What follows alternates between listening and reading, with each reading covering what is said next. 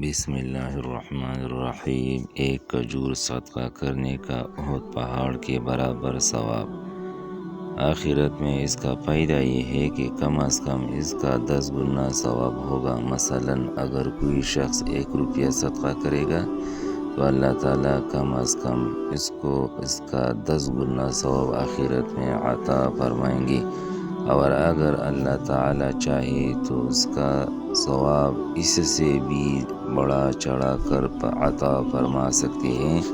چنانچہ ایک حدیث شریف میں آپ صلی اللہ علیہ وسلم نے ارشاد فرمایا، جو شخص اپنی حلال کمائی سے کھجور کے برابر صدقہ کرتا ہے، اور جان لو کہ اللہ پاک صرف مال حلال ہی قبول کرتے ہیں، اور اللہ تعالیٰ اسے اپنے دائیں ہاتھ سے قبول کرتے ہیں، اور پھر اس صدقہ کو صدقہ دینے والے کے لیے اس طرح پالتے ہیں جیسا کہ کوئی شخص بچڑا پالتا ہے، یہاں تک کہ وہ صدقہ یا اس کا ثواب پہاڑ کے مانند ہو جاتا ہے۔